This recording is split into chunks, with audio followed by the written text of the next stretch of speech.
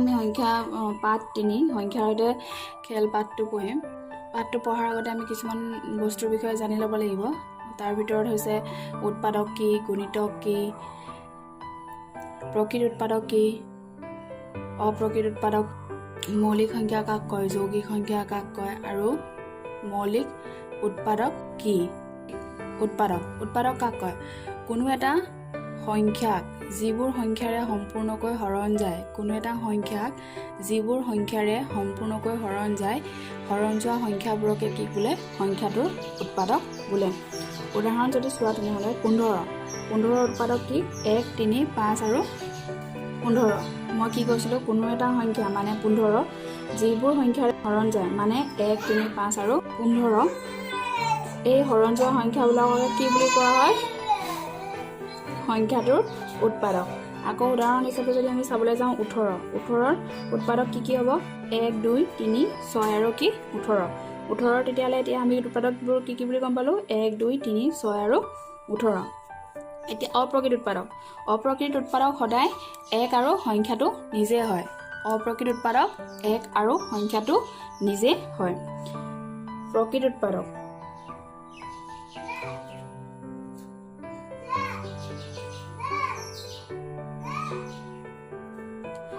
1 আৰু সংখ্যাটো নিজে বাদ দি যিবোৰ উৎপাদক থাকে সেই উৎপাদকবোৰে হৈছে প্ৰকৃত উৎপাদক। যেনে 2, 3, 6। 18ৰ অপ্ৰকৃত উৎপাদক আৰু কি? 18ৰ প্ৰকৃত উৎপাদক। এতিয়া আহিলে গুণিতক কাক কয়?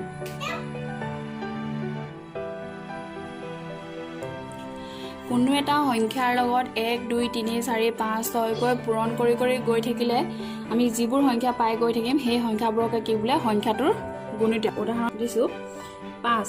এতিয়া 5ৰ লগত 1 পূৰণ কৰিলে আমি কিমান পাম? 5 পাম। 2 পূৰণ কৰিলে কিমান? 10, 3, 15, 4, 20, 25, 30, 35। এতিয়া 5ৰ লগত আমি 1 পূৰণ কৰিছোঁ, 2 পূৰণ কৰিছোঁ, 3, 4, 5, 6, 7, এনে অসীমলৈ মুঠতে। এই সংখ্যাবোৰে হৈছে কি? এই সংখ্যাবোৰে কি হৈছে? 5ৰ গুণিতক। আকৌ ঠিক তেনেকে 12 কি হ'ব? 12ৰ গুণিতক হ'ব কি হ'ব? 12, 24, 36, 48, 60, 72 আৰু 84 আৰু 96। তাৰপিছত আমি কি কৰিব পাৰোঁ? বহুৱাই গৈ থাকিব পাৰোঁ। এতিয়া আহিছোঁ মৌলিক সংখ্যা। কি? মৌলিক সংখ্যা কাক কয়? যিবোৰ সংখ্যাৰ উৎপাদক কেৱল মাত্ৰ 2টা, তেনেবোৰ সংখ্যাক কি বুলি কোৱা হয়? মৌলিক সংখ্যা বুলি কোৱা হয়। যেনে 3 এতিয়া কিহে হৰণ যায়? 1 আৰু 3। ঠিক তেনেকৈ 5ক কিহে হৰণ যাব? 1 আৰু 5। বা 3ৰ উৎপাদক কেইটা? 2টা অকল, 1 আৰু 3।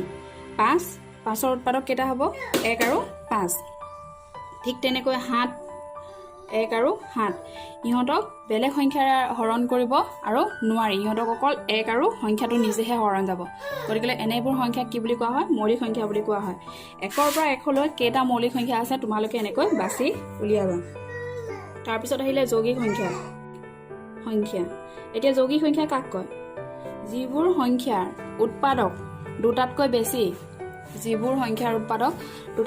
তেনেবোৰ সংখ্যা কি সংখ্যা বুলি কোৱা হয়? যৌগিক সংখ্যা। যেনে 4টো আমি ল'লোঁ, 4, 1, 2 আৰু 4, 2টাতকৈ বেছি উৎপাদক। তাৰ উপৰি আমি যদি মৌলিক সংখ্যাবোৰ জনা থাকে তেতিয়াহ'লে বাকী গোটেইবোৰ সংখ্যাই কি হ'ব? যৌগিক সংখ্যা হ'ব। গতিকে মৌলিক সংখ্যাটো আমি জানিলে তেতিয়াহ'লে যৌগিক সংখ্যাটো আমাৰ উলিয়াবলৈ সহজ হয়। এতিয়া 4ৰ উৎপাদক কেইটা? 1, 2, 3, 2টাতকৈ এটা বেছি 2টো। ইয়াত 1 আৰু 4টো আছে, তাৰ উপৰি কি আছে? 2 আছে। গতিকে এইটো কি হ'ব? যৌগিক সংখ্যা। ঠিক তেনেকৈ ধৰি ল'লোঁ 28ৰ কি হ'ব পাৰে? 1, 2, 4, 7 আৰু 28। ইয়াত এতিয়া কেইটা উৎপাদক ওলালে? 5টা উৎপাদক ওলালে।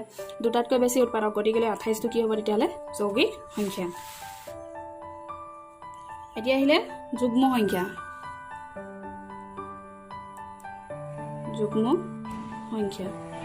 এতিয়া যুগ্ম সংখ্যা কাক কয়? যিবোৰ সংখ্যা 2ৰে সম্পূৰ্ণকৈ বিভাজ্য, যিবোৰ সংখ্যা 2ৰে সম্পূৰ্ণকৈ বিভাজ্য তেনেবোৰ সংখ্যাক, বিভাজ্য মানে কি হৰণ যোৱা, যিবোৰ সংখ্যা 2ৰে সম্পূৰ্ণকৈ হৰণ যায় তেনেবোৰ সংখ্যাকে কি বুলি কোৱা হয় যুগ্ম সংখ্যা। যেনে 2 4 6 8 10 28 30 50। এতিয়া মই ইয়াৰ ভিতৰত কি কৰি দেখাইছোঁ 30টো হৰণ কৰি তোমালোকক দেখাই দিছোঁ 30 হয়নে। সম্পূৰ্ণকৈ হৰণ যোৱা মানে লাষ্টত একো নথকা শূন্য থকা। 2ৰে হৰণ কৰিলে কি হ'ব 2 এগুণ 2 1 হয়নে। 3 2 গুণ থাকিব 1, শূন্যটো তললৈ নামি আহিব 2 5 গুণ 10, বাকী কিমান থাকিলে 0। এনেকৈ শূন্য থকা মানে কি বুজায় সম্পূৰ্ণকৈ হৰণ যোৱা বুজায়। গতিকে এতিয়া কি হ'ব আমি যুগ্ম সংখ্যা বুলি ক'লে কি বুজিলোঁ 2ৰে যিবোৰ সংখ্যা সম্পূৰ্ণকৈ হৰণ যায় তাকে কি বুলি কোৱা হয় যুগ্ম সংখ্যা। অযুগ্ম সংখ্যা এতিয়া অযুগ্ম সংখ্যা যিবোৰ সংখ্যা 2ৰে সম্পূৰ্ণকৈ হৰণ নাযায় তেনেবোৰ সংখ্যা কি হৈছে অযুগ্ম সংখ্যা। যিবোৰ সংখ্যা 2ৰে সম্পূৰ্ণকৈ হৰণ নাযায় তেনেবোৰ সংখ্যা কি হৈছে অযুগ্ম সংখ্যা। যেনে 3 5 7 9 11 13 15 17 এইবোৰ কি হৈছে অযুগ্ম সংখ্যা। এতিয়া মই তোমালোকক 17টো হৰণ কৰি দেখাই দিছোঁ 17 2 2 8 গুণ কিমান 16, বাকী কিমান থাকিলে 1। ইয়াত শূন্য আছে জানো নাই। 2ৰে সম্পূৰ্ণকৈ হৰণ যোৱা হ'বলৈ হ'লে লাষ্টত কিমান থাকিব লাগিব 0। একেবাৰে শেষত কিমান থাকিব পাব লাগিব আমি 0। এইটো যদি আমি এতিয়া ইয়াত কিমান আছে 1 আছে, গতিকে এইটো কি হ'ব এইটো অযুগ্ম সংখ্যা। আমি এতিয়া ইমানখিনিলৈকে জানিলোঁ। এতিয়া মৌলিক উৎপাদক কি? মৌলিক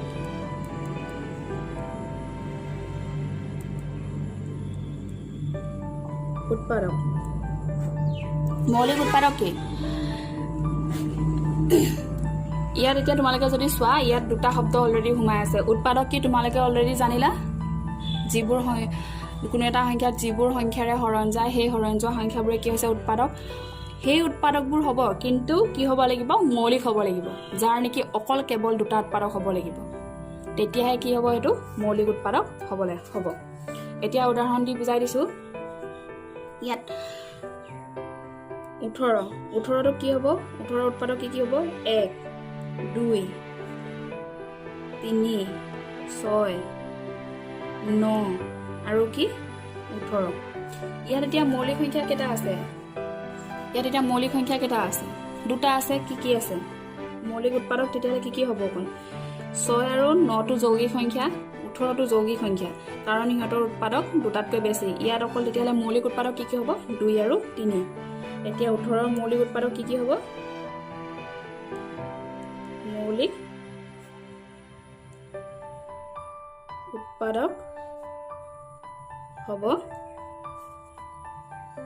2 আৰু 3। 2 আৰু 3 কিয় হ'ব মৌলিক উৎপাদক বুলি কৈছে হয়নে? 2 আৰু 3 কি হ'ব 2 আৰু 3 কিয় হ'ব 2 আৰু 3ৰ উৎপাদক কেইটা অকল দুটা। 2ৰ উৎপাদক কি 2ৰ উৎপাদক কি 1 আৰু 2। 3ৰ উৎপাদক কি 1 আৰু 3। কিন্তু আমি যদি চাবলৈ যাওঁ 6 যদি আমি চাবলৈ যাওঁ তেতিয়াহ'লে 6 কি হ'ব 1 2 3 আৰু 6 দুটাতকৈ বেছি। গতিকেলৈ এইটো কি হ'ব যৌগিক উৎপাদক হ'বগৈ। এইটো কি নহয় মৌলিক উৎপাদক।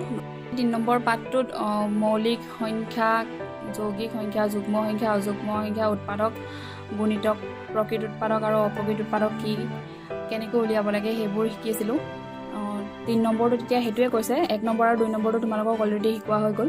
এতিয়া 3 নম্বৰটো কি কৈছে তাৰে তলৰ সংখ্যাবোৰ আটাইবোৰ উৎপাদক উলিয়াই তাৰ পৰা মৌলিক উৎপাদক, প্ৰকৃত উৎপাদক, অপ্ৰকৃত আৰু যৌগিক উৎপাদকবোৰ পৃথকে পৃথকে দেখুৱাবলৈ কৈছে। প্ৰথমতে কি কৈছে গোটেই উৎপাদকবোৰ উলিয়াই ল'বলৈ কৈছে। তাৰপিছত মৌলিক, প্ৰকৃত আৰু অপ্ৰকৃত যৌগিক এই গোটেইকেইটা কি কৰিছে পৃথকে পৃথকে উলিয়াবলৈ কৈছে। মই তোমালোকক এটা কৰি দেখাইছোঁ।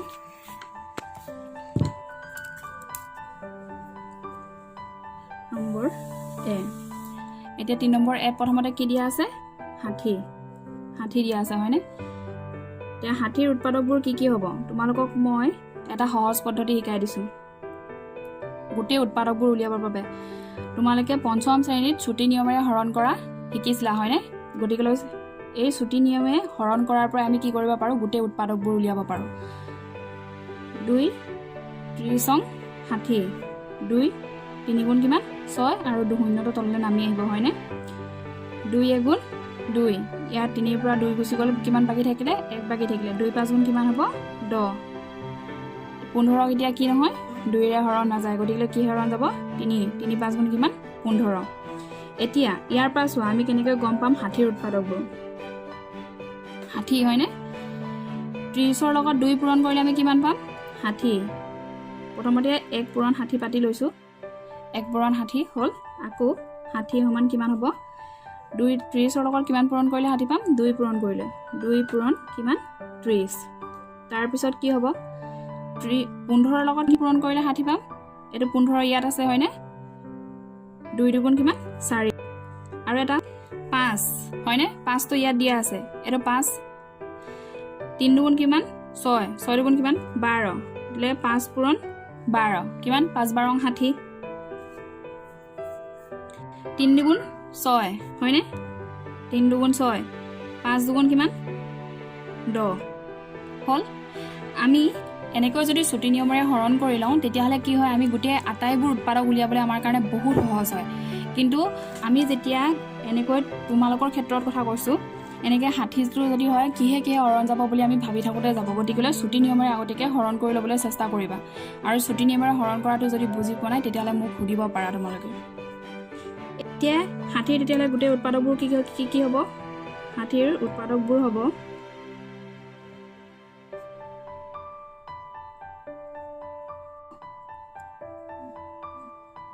1 হয়নে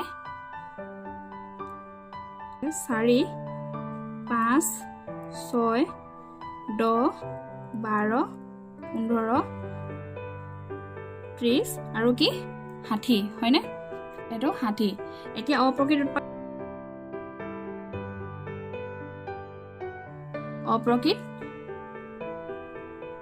উৎপাদক অপ্ৰকৃত উৎপাদক কাক কয় 1 আৰু সংখ্যাটো নিজে মানে 1 আৰু কি হ'ব 60 প্ৰকৃত উৎপাদক কি হ'ব প্ৰকৃত উৎপাদক 1 আৰু সংখ্যাটো বাদ দি পিনি বাকি যিমানবোৰ উৎপাদক থাকিব সেই গোটেই সংখ্যাবোৰে কি হ'ব প্ৰকৃত উৎপাদকত পৰিব হয়নে 2 4 5 6 প্ৰকৃত উৎপাদক কি হ'ব 2 4 5 6 10 12 15 আৰু কি 30 হয়নে এতিয়া আমি কি উলিয়াম মৌলিক উৎপাদক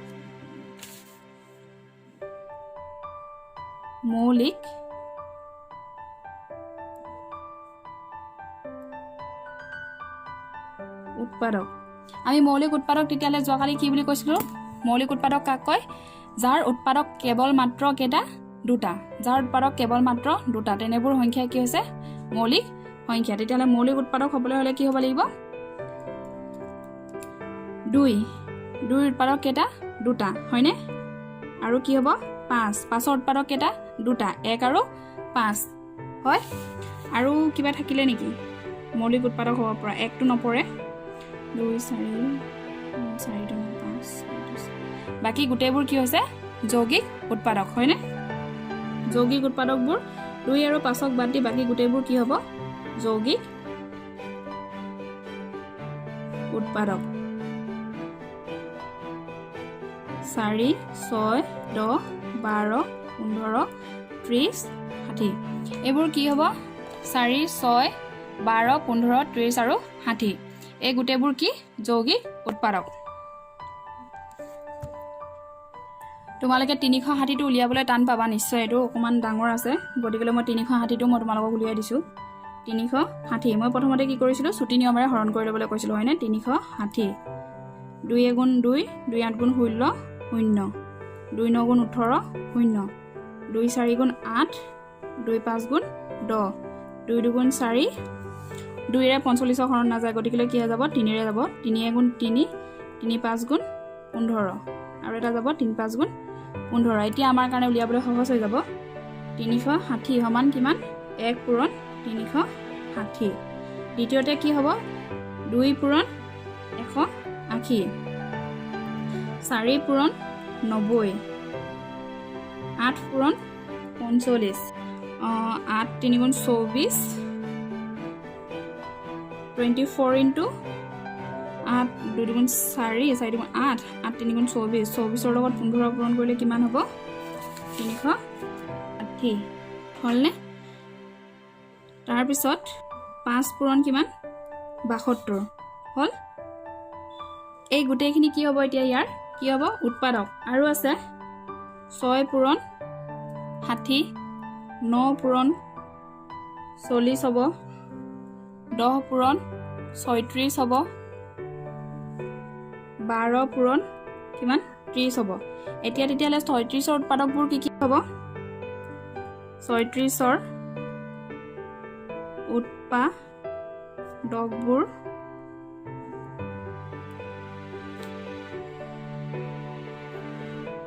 হ'ব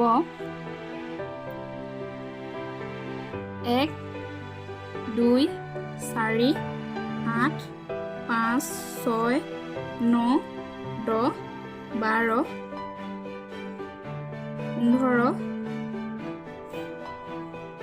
30 36 40 60 72 45 90 180 আৰু কি 360 মই ইয়ালৈকে উলিয়াই দিলো এইখিনিৰ পৰা মই 360 গোটেই উৎপাদকবোৰ উলিয়াই দিলো তোমালোকে এইখিনিৰ পৰা কি কৰিবা 72 60টোৰ যেনেকৈ প্ৰকৃত অপ্ৰকৃত মৌলিক আৰু যৌগিক উৎপাদকবোৰ উলিয়াইছিলো ঠিক তেনেকৈ এই উৎপাদকবোৰৰ পৰা মৌলিক যৌগিক প্ৰকৃত অপ্ৰকৃত উৎপাদকবোৰ বাছি উলিয়াবা